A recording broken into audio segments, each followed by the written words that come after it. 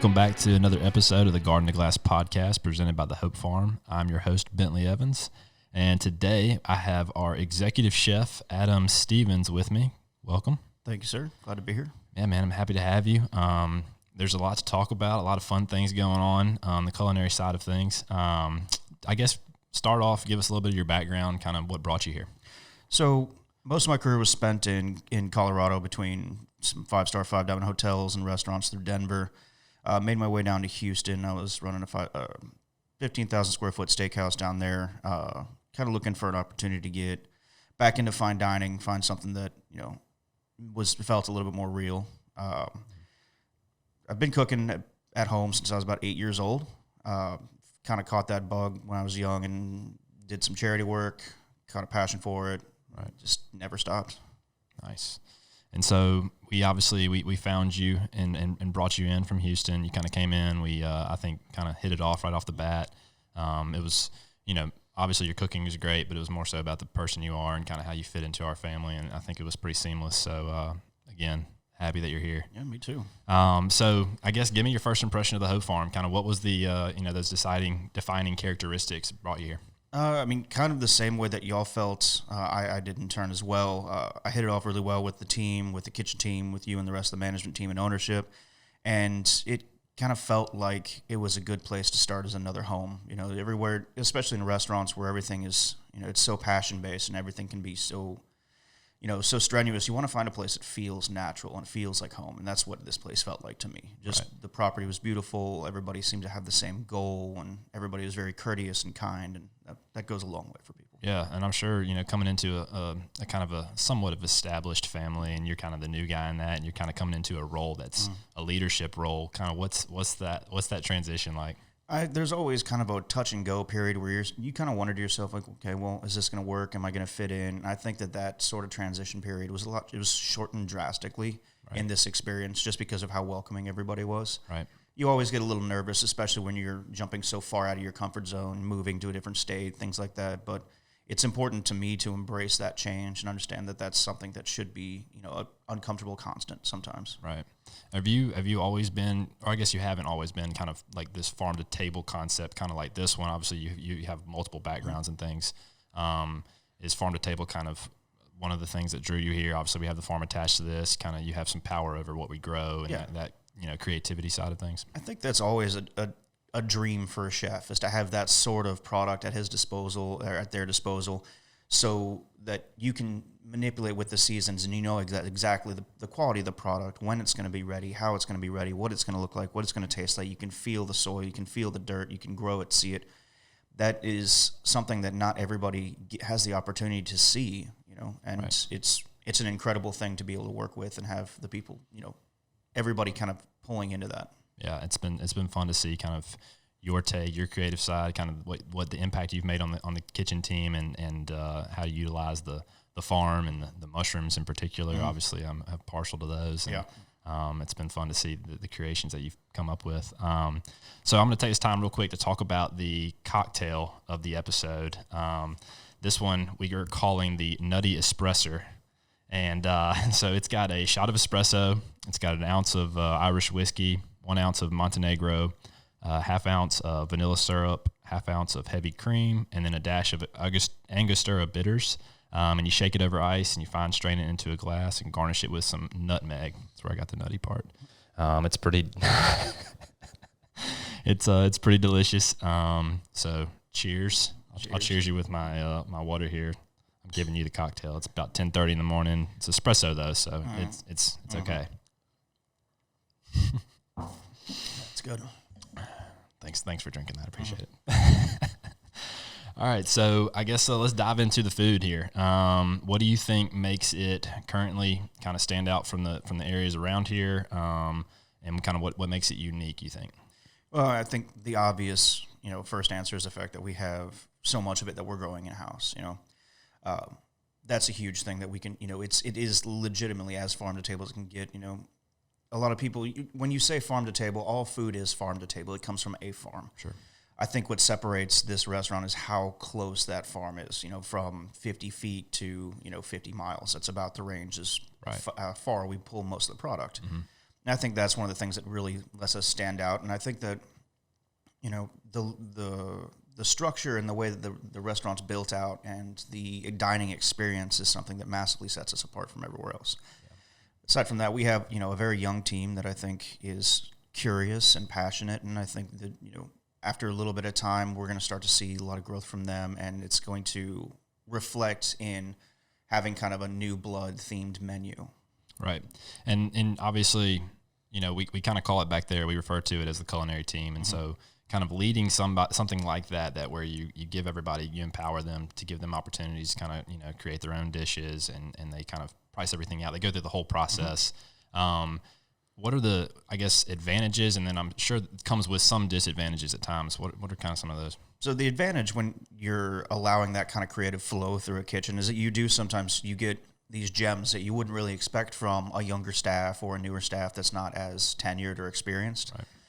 It's refreshing. It's something that you kind of expound on and teach them. And you have that growing and learning moment with them where it might not be a completely cohesive idea yet, but you get the bones to something that could eventually turn to something really great. Right. Alternatively, with the challenges, sometimes they come up with weird things. Right. So you have to find a way to take that and teach and show them how to make something cohesive out of something, because you don't want to shut down ideas. It doesn't create a really healthy culture creatively. So you want to be able to foster their ideas into something that makes sense and something that the guest will enjoy. I like that. I think obviously, we try not to, put ourselves in any cuisine in particular. And I think obviously that's probably something that's beneficial when you have multiple people from different cultural backgrounds that want to kind of put their little flair on a dish, allowing them to do that. I think, that's probably one of the things that stands out from the others. But as far as, I guess, I'm answering my own question here. I guess that's the benefit of allowing people to kind of be this culinary team back there. When drawing from multiple cultures and different styles of food and cuisine has a lot of different advantages. For a long time, people were kind of hung up on the whole fusion food idea. Well, the thing is, our whole country is based off of fusion, right? It's all a melting pot, and in the end, it's all, we're a country built off of immigrants, so sure. It's all American food, right. At this point in time. So we're not necessarily fusing different things. We're trying to keep things that, that should feel authentic, but a lot of it's going to be technique based. Right. We'll employ a lot of Thai technique or French technique or Italian technique into profiles that are a little bit more terroir, that are a little bit more based in the Gulf area and the Eastern Shores area and what we grow here on the farm. Gotcha. I like it. So the creative process, when you sit there and, we have something on the table, you're trying to come up with new menu items, what's that process look like? So I usually draw inspiration from very basic things: colors, shapes, singular ingredients, center of the plate ingredients, things like that. So if it'll usually be like walk out through the garden, kind of see what's coming in, know what's going to be in season. And I'm still kind of learning the seasons in South Alabama because they're a little different from here to Colorado to Texas. Right. But shapes, colors, singular ingredients, and then I'll find something and I'll usually latch onto that. Mm-hmm. And that's what starts the process. So let's say we got a great Gulf fish coming in. Let's say it's grouper, it's snapper, whatever it may be, and it's peak season and they're nice and they're big and they're real pretty. We'll start with that, and then thinking about branching out. Okay, well, what do you have on the farm that we're going to be able to feature with this? If let's say it's the Hakuri turnips, let's say it's heirloom carrots, anything like that. Okay, well, how do we manipulate these ingredients or do the least amount of manipulation to create something cohesive with this fish? Sure. And that's kind of the process it starts. And, again, you're just kind of looking through, you create a database in your head, a mental palette, as it were, and you go through that and figure out what direction you want to go. And then after that, put it together, and then you start tasting people on it. So I like to get everybody from the line cooks, the prep cooks, the dishwashers in the kitchen to kind of taste through everything and get a broad opinion. And after we've come to a conclusion that, hey, this, I think this is a good dish, and then we'll start tasting with other people and take it to the front of house and go from there. And it's important to get everybody's opinion because everybody's palate is different. Right. We're not cooking for ourselves, we're cooking for guests, and that's what we have to remember. Right. So that's how you reach that, like, this is it. This is the final dish moment. It's like everybody kind of gives their take on it. What if someone gives you some negative feedback, other people give you positive feedback, you kind of weed through it? Like, what's that? Like, it's, there's an ebb and flow to it. Some people may not like it. Some people may like it. Usually people are pretty honest with you. And let's say, I don't like this because I'm not a fan of fish or I'm not a fan of carrots. Sure. Okay, well, I respect that. But, then we're going to kind of defer to everybody else's opinion who is partial to things like grouper or carrots or turnips, whatever it may be. Right. And as long as deep down we know that we are executing this dish to the best of our ability and showcasing the ingredients to the best of our ability, knowing that it's going to be something that's going to be received well by the guests, then we move forward. Right. And at the end of the day, you look at the product mix and it kind of tells exactly. the story. Yeah. So obviously when you're creating these things, you have, an experience that you want the guest to perceive of this dish. How is that one of the toughest parts about creating a dish? Or is delivering on that experience that you have in your head that they're going to have, or, So it takes a long time in this industry to get to a point where you properly understand the mechanics of food. I mean, I think it took all of my 20 years to get to the point where I can wholeheartedly put something on a plate and say to myself, like, I know this is going to work. I've tasted through it. The staff has tasted through it. And I feel like the guest is going to enjoy it. Right. You're not going to win everyone. Some people just have personal preferences or they didn't know what they were getting into. Sure. You can't win them all, and that's not the point. The point isn't to make everybody happy off of one dish. The point is to make sure that everybody has the same incredible experience every time, from the service to the food to everything else. So as long as we are doing, in our opinion and in our heart of hearts, what is best by the product we're doing and what's best for the guest, it's usually a win. I like it. So as far as, the most difficult thing about being a chef, what would you say? People. People.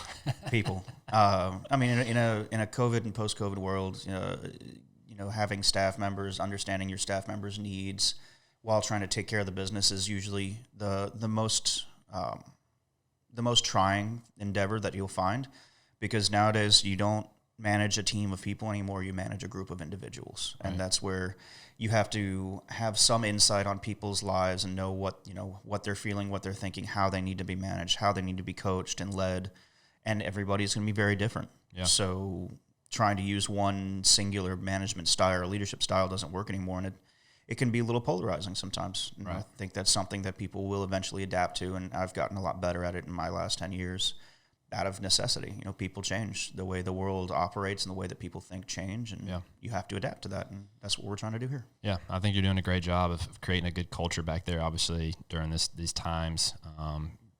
Employee retention is a main focus. What are some things that you think are motivating factors or things that keep people here? I've always based this off of a single theory of you need money, respect, and education.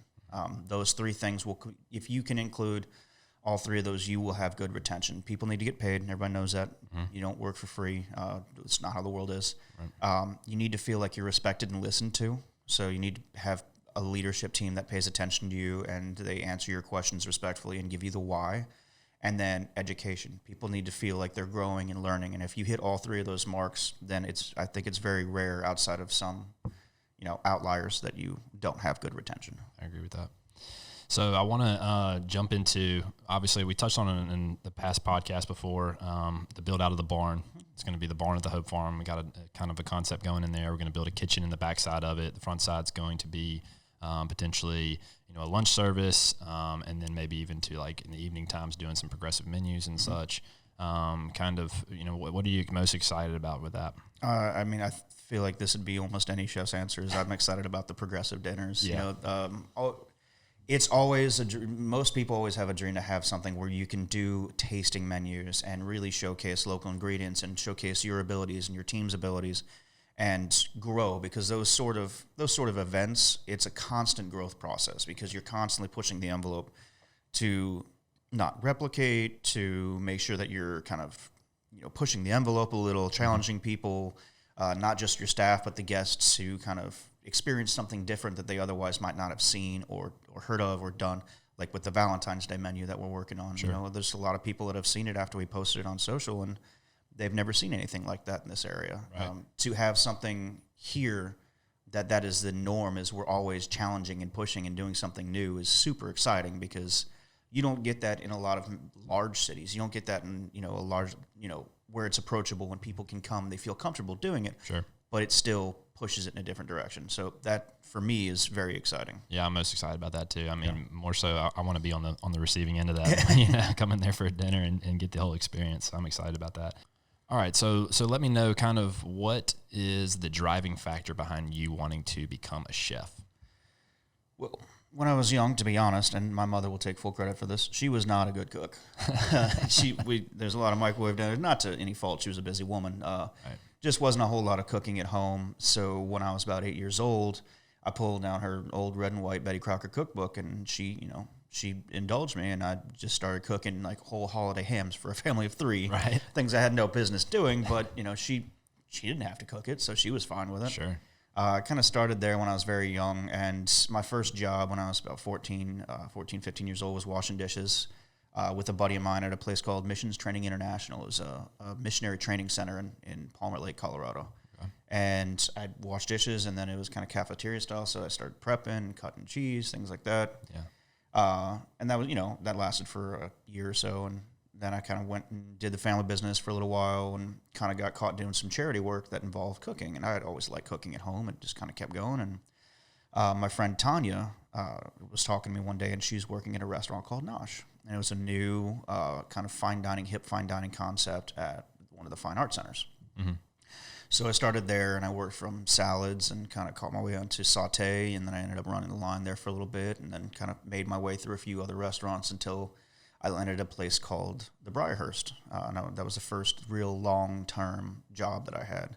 I started as a banquet cook, and I was there for 6 years, and I ended up being the executive sous chef and taking over for a little while before I went on to 5-star, 5-diamond hotels. The Briarhurst was my first kitchen home. And I was there for a long time, and it was a very young crew, and honestly, we had no business running that restaurant. I think I was 21 or 22, and my boss was like 26 at the time. Yeah. Running a property that did 4 weddings a day, and full a la carte service. And our whole staff was young. Yeah. But, we worked really hard and, worked really well together and had a really solid staff and made it happen. And that was what really solidified it. And that's when I knew, like, this is what I'm doing. Yeah. Forever. How would, as far as, if you had to recommend to somebody kind of a path to take to become a chef and to kind of get into that position, is that something you would recommend they start from the very bottom, or kind of what's your thought Absolutely. process there? Yeah.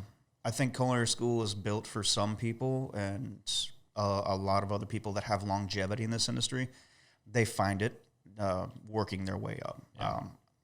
Most successful people, I know some people went to culinary school, but most of the people that I personally know that are successful in this industry, they started as dishwashers. Yeah. That way, you have a better ability to empathize with your staff if you've worked every single station that they've worked in the past, from dish to prep to banquets to burning line for 12 hours a day, whatever it is. Right. You can say with all confidence that I'm telling you to do this certain way because I've experienced it, and this is why. Yeah. I think it's incredibly important to never skip any of those steps. Right. I've asked everybody this question. Do you prefer to kind of get your inspiration from books? Do you find, like, who are some people in the industry that you've gotten inspired by? When I was young, one of the first chefs when I started reading their cookbooks that was super inspirational was Thomas Keller. He always has been. Sure. He's the godfather of French cuisine in America, Right. So I've always had an incredible respect for the way that he leads his teams. His food has always been very classy, and his management style is always classy.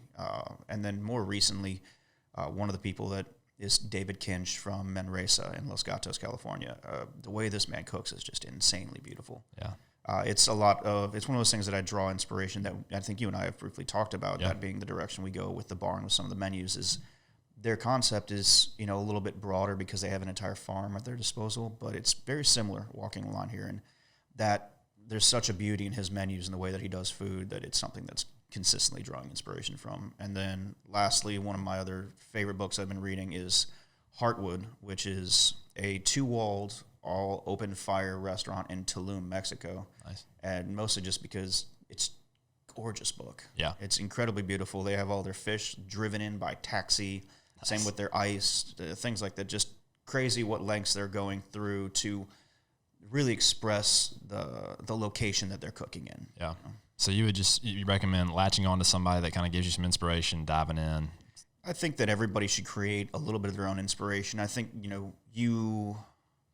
you can adapt and learn from people's styles. And, of course you should always try and find a great chef to work for, but you should also always try and make sure you develop your own identity. Nobody wants to, eat Thomas Keller Jr.'s food as much as they do Thomas Keller. You know, Sure, yeah. have your own identity and move in your own direction and find what drives you and what makes you passionate about food. I like that. I think that's a good approach. All right, so what is your favorite herb to work with?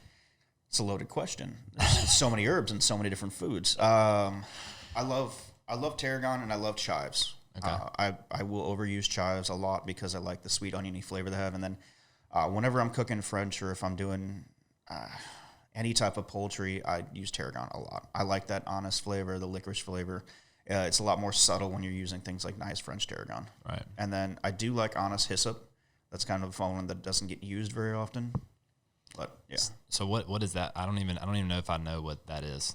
Hyssop, it's a leafy green herb.